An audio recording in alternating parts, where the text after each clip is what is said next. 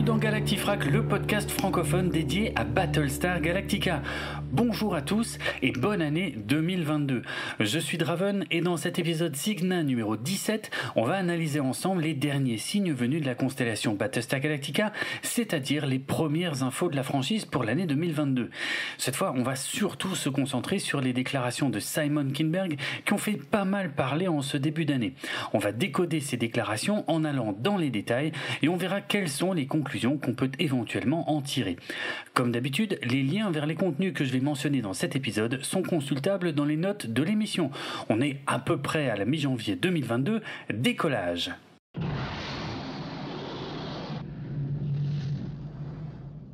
On va commencer par revenir fin 2021, car même si c'est passé plutôt inaperçu, les premières déclarations concrètes qu'on va analyser maintenant datent du 16 décembre 2021, date à laquelle le podcast anglophone Crew Call with Anthony D'Alessandro du site Deadline, plutôt réputé pour le sérieux de ses annonces en matière de films et de séries télévisées, recevait le producteur, scénariste et réalisateur Simon Kinberg.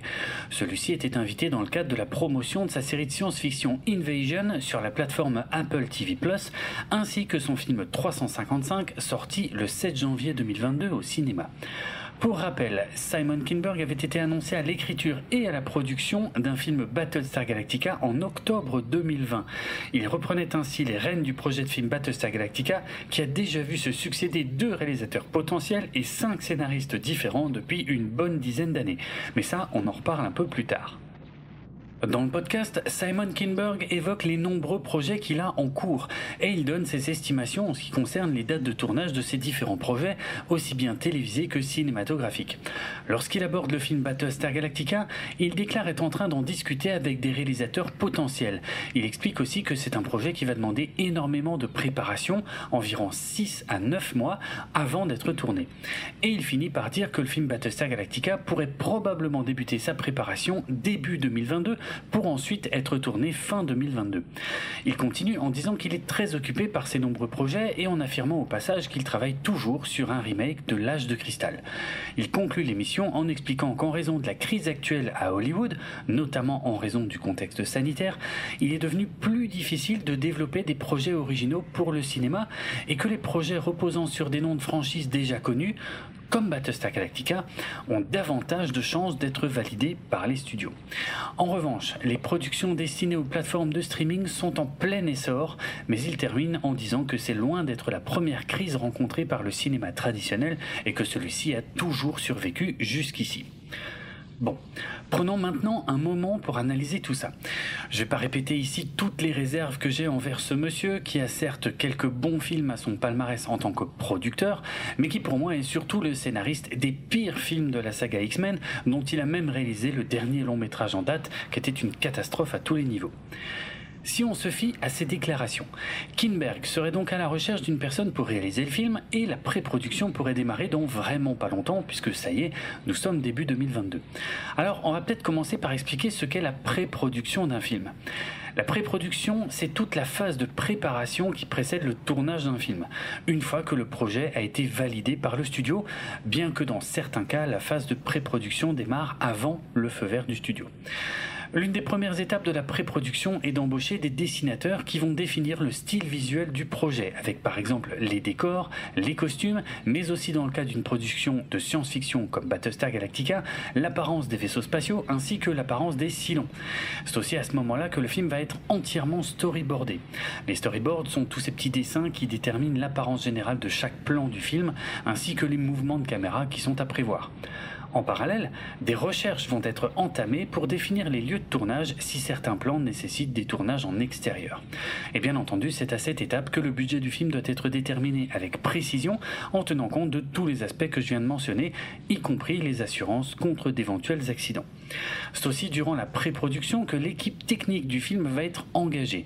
Donc les personnes qui vont s'occuper des costumes, des décors, des accessoires, des maquillages, des effets spéciaux, du son, de la musique, sans oublier la directrice ou le directeur de la photographie qui va déterminer l'apparence visuelle du métrage en compagnie de la réalisatrice ou du réalisateur. C'est également durant la pré-production que se déroule la phase de casting afin de trouver des interprètes pour les différents personnages du métrage. L'annonce du casting est généralement la partie la plus visible de la pré-production pour le grand public. Enfin, l'une des dernières étapes clés de la pré-production est de définir le planning du tournage en tenant compte de tout ce que je viens de dire. Une fois que la période de pré-production est bouclée, le film peut entrer dans sa phase de production, c'est-à-dire en gros son tournage. Pour que le tournage débute, il faut bien évidemment que tous les décors, costumes et accessoires soient prêts à être utilisés. Le but de la période de production est de respecter le planning de tournage ainsi que le budget qui ont été déterminés à l'avance. Une fois la période de production terminée, donc après la fin du tournage principal, le film entre dans sa phase de post-production. C'est durant la post-production que commence le montage du film, que les couleurs des plans sont ajustées, que la musique est écrite et enregistrée, que les effets sonores sont également enregistrés et que les effets spéciaux sont finalisés. Il n'est pas rare que le travail sur les effets spéciaux ait déjà commencé dès la pré-production, notamment pour les scènes sans le moindre élément réel, entièrement en images de synthèse, vu que c'est un travail qui demande énormément de temps. Donc voilà, je vous ai résumé les 3 phases principales de la réalisation d'un film, en commençant par la pré-production, puis la production et enfin la post-production pour terminer.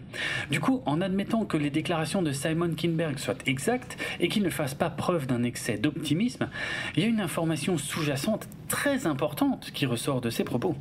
Car s'il recherche une personne pour réaliser le film et que la pré-production est proche de débuter, ça signifie normalement que l'étape principale qui se situe avant la pré-production est déjà bouclée, à savoir l'écriture du scénario du film.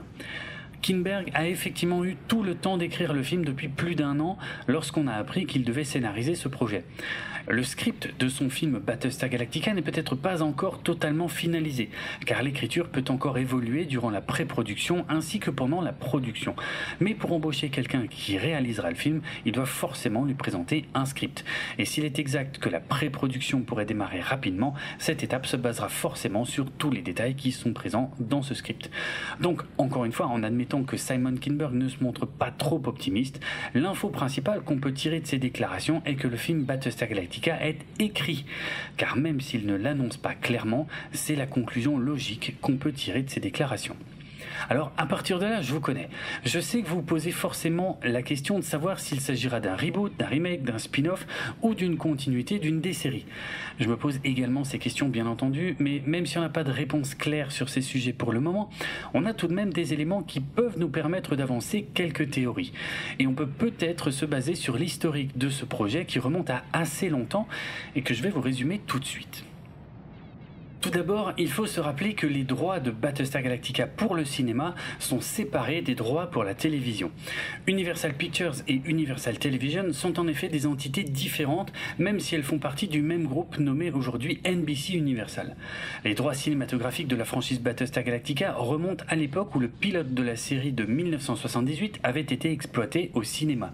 Ce premier film avait été suivi par 2 autres films, entre gros guillemets, les films, sortis en salle, qui étaient en fait des remontages d'épisodes des séries de 1978 et 1980. Je vais déjà détailler tout ça dans notre épisode Historica numéro 11 sur les raisons de l'annulation de la série originale. Dans les années 90, puis au début des années 2000, c'est Glenn Larson, le créateur de la série originale, qui avait récupéré les droits pour le cinéma. Rappelez-vous, à cette époque, il tentait de relancer la franchise sur grand écran via le projet de film Battlestar Atlantis, censé sortir en l'an 2000 et sans lien avec les projets développés pour la télévision, comme je vous l'avais raconté dans notre épisode Historica numéro 14.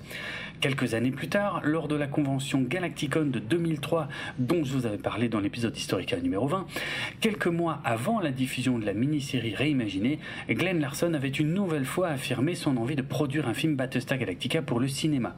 Mais vu le succès de la nouvelle série télévisée à partir de 2004, il ne s'est rien passé pour le grand écran durant plusieurs années.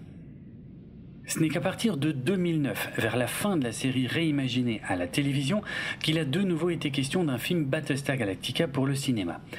Le site du Hollywood Reporter annonçait en effet en février 2009, soit juste avant la diffusion des 6 derniers épisodes de la série réimaginée, que Glenn Larson avait débuté des négociations avec Universal pour un nouveau film Battlestar Galactica. Quelques mois plus tard, en août 2009, le même site annonçait que Bryan Singer serait le réalisateur du film. Bryan Singer, le réalisateur des premiers films X-Men, est en effet resté associé au projet au moins jusqu'en août 2012, date à laquelle il a mentionné Battlestar Galactica pour la dernière fois dans une interview filmée pour le site IGN où il semblait très gêné d'être questionné sur ce sujet. Le même Bryan Singer avait déjà failli réaliser le pilote d'une nouvelle série télé Battlestar Galactica en 2001, mais celle-ci n'a jamais vu le jour et je vous ai raconté pourquoi dans notre épisode Historica numéro 15. En revanche, on ne sait pas exactement pourquoi le film Battlestar Galactica de Bryan Singer ne s'est jamais concrétisé, mais il se pourrait que ce soit lié au procès débuté en 2011 qui opposait Glenn Larson à Universal pour des droits impayés sur les différentes séries qu'il avait créées pour la télévision et qui incluaient Battlestar Galactica. Signalons qu'en octobre 2011, le site du Hollywood Reporter avait annoncé que le film Battlestar Galactica était en bonne voie d'être écrit par John Orloff, qui venait de signer le scénario du film Anonymous de Roland Emmerich. L'info était confirmée le jour même par le site Deadline, à qui le scénariste avait déclaré qu'il aurait préféré passer son tour plutôt que de foirer ce script, vu qu'il est fan de la franchise depuis l'âge de 12 ans, âge auquel il avait construit sa maquette fait maison du Galactica, avec du carton, du balsa, des pièces d'autres maquettes, ainsi que des lumières LED. L'article du Hollywood Reporter précisait que le film n'avait aucun lien avec la série télévisée et qu'il s'agirait d'un reboot. Près de 3 ans plus tard, en avril 2014, le site Variety annonçait un autre scénariste, Jack Paglen, qui avait signé pour écrire le film Battlestar Galactica, qui devait toujours être un reboot et qui était toujours supposé être produit par Glenn Larson. À l'époque, Jack Paglen était le scénariste du film Transcendence avec Johnny Depp qui traitait des dangers de l'intelligence artificielle. Et quelques années plus tard, en 2017, il a écrit l'histoire à la base du scénario du film Alien Covenant. Mais encore une fois, rien de concret n'en est sorti, et c'est peut-être pas plus mal vu la qualité franchement médiocre des 2 films que je viens de mentionner. Ce nouveau retard était probablement dû au décès de Glenn Larson en novembre 2014. Un peu moins de 2 ans plus tard, en juin 2016, le site Deadline annonçait que le projet de film Battlestar Galactica devait être désormais écrit par Lisa Joy. Lisa Joy est une scénariste qui a travaillé sur les séries Pushing Daisies et Burn Notice, mais qui est surtout connue pour avoir co-créé la série Westworld en 2016, dont elle a également écrit plusieurs épisodes. Et quand on y pense, il est vrai qu'il y a des similitudes entre ce qui est raconté dans Westworld et dans la série réimaginée Battlestar Galactica. En même temps que l'annonce de Lisa Joy au scénario, l'article de Deadline citait les sociétés de production impliquées, à savoir Bluegrass Films et Michael DeLuca Productions, ainsi que le fait que le réalisateur Francis Lawrence se rapprochait du projet. Francis Lawrence est surtout connu pour avoir réalisé les films Constantine, Je suis une légende, ainsi que les volets 2, 3 et 4 de la saga Hunger Games au cinéma. Un peu moins de 2 ans plus tard, en février 2018, durant la promotion de son film Red Sparrow, le réalisateur Francis Lawrence indiquait au site Coming Soon qu'il travaillait toujours sur le film Battlestar Galactica avec la scénariste Lisa Joy. Il déclarait être fan de la franchise depuis longtemps et il avait même visité les plateaux de tournage de la série originale quand il était enfant. Il expliquait que son film contiendrait des clins d'œil visuels à la série d'origine ainsi qu'à la série réimaginée dont il était également fan, mais que ce serait surtout une nouvelle vision de l'histoire faite à sa manière et en parallèle avec les événements du monde actuel. Quelques mois plus tard, fin 2018, le site internet The Wrap confirmait les producteurs attachés au film ainsi que Francis Lawrence à la réalisation, mais déclarait que le script de Lisa Joy avait été réécrit par Jay Bazou, le scénariste du film Millennium de 2018. Puis on n'a plus une nouvelle pendant les 2 années qui ont suivi. En février 2020, le site généralement assez peu fiable We Got Discovered annonçait que le projet de film était à nouveau sur les rails et que des castings étaient en cours. Bon, ils se sont clairement trop avancés en ce qui concerne les castings. Mais il y avait un fond de vérité dans leur annonce puisqu'en octobre 2020, Simon Kinberg était officialisé par les sites beaucoup plus sérieux du Hollywood Reporter et de Variety en tant que nouveau scénariste et producteur du film, comme je le disais au début de cet épisode. Je vous ai raconté tout ça pour vous montrer que dans le cadre de ce projet de film, il n'a jamais été question de faire de lien direct avec les séries télévisées déjà existantes. Le film a toujours été considéré comme un projet à part entière et a priori comme un reboot de la série télé de 1978, comme cela a été annoncé à plusieurs reprises. En plus, je rappelle qu'en 2023, on fêtera les 20 ans de la série réimaginée. Et ce serait une occasion idéale pour Universal de relancer la franchise, cette fois au cinéma, pour une nouvelle saga. Car, comme vous le savez certainement, les grands studios tentent actuellement de relancer pas mal d'anciennes franchises pour en faire de nouvelles sagas de blockbusters face à la déferlante des films Marvel qui squattent régulièrement les premières places des box-office mondiaux.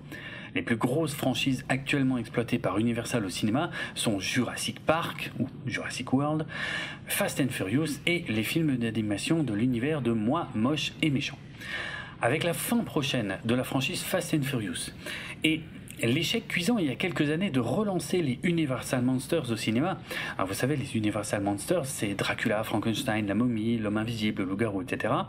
Bon, avec tout ça, il est clair qu'Universal manque de grosses franchises et qu'il réfléchisse au futur. Il paraît peu probable qu'il relance les Dents de la Mer en tant que très grosse franchise, même si un préquel est en projet depuis quelques années. Et le réalisateur de la trilogie Retour vers le futur a toujours dit qu'il bloquerait toute tentative de nouveau film car il en possède les droits. Et je suis plutôt d'accord avec lui. Du coup, il ne reste plus grand chose à relancer du côté d'Universal, à part deux grosses franchises qui se trouvent être de la science-fiction, sachant que ce genre a de nouveau le vent en poupe en ce moment. Ces deux franchises sont E.T., dont je ne serais pas surpris de voir une nouvelle version ces prochaines années, et Battlestar Galactica.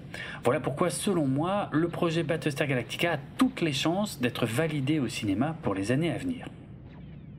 Le 6 janvier 2022, Simon Kinberg donnait une nouvelle interview, cette fois pour le site Collider. Il y confirmait plusieurs informations déjà données ou déduites de sa précédente déclaration sur le sujet, à savoir qu'il a fini d'écrire la deuxième ébauche de son scénario, qu'il est à la recherche de quelqu'un pour réaliser le film et que la pré-production devrait débuter cette année.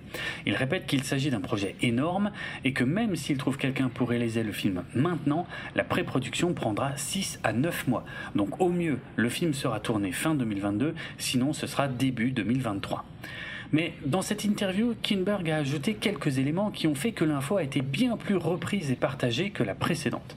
Il a en effet mentionné l'autre projet Battlestar Galactica du moment, à savoir la nouvelle série concoctée par Sam Esmail pour la plateforme de streaming Peacock. Et Simon Kinberg a affirmé être en contact régulier avec Sam Esmail et surtout que leurs deux projets évolueraient dans un univers partagé. On revient sur ce point dans un instant car il a encore dit un petit quelque chose qui est aussi excitant que vague. Car quand il a été interrogé sur d'éventuels liens entre son projet et la série réimaginée de Ronald D. Moore, Simon Kinberg n'a pas voulu trop en dire, mais il a tout de même déclaré qu'il y avait des liens, même s'il ne s'agit pas simplement d'une suite ou d'un remake du chef-d'œuvre des années 2000. Là, on retrouve des déclarations similaires à celles de Sam Esmail, qui nous promettait effectivement une série liée à celle de Ron Moore, mais qui n'en serait pas un remake ou un reboot.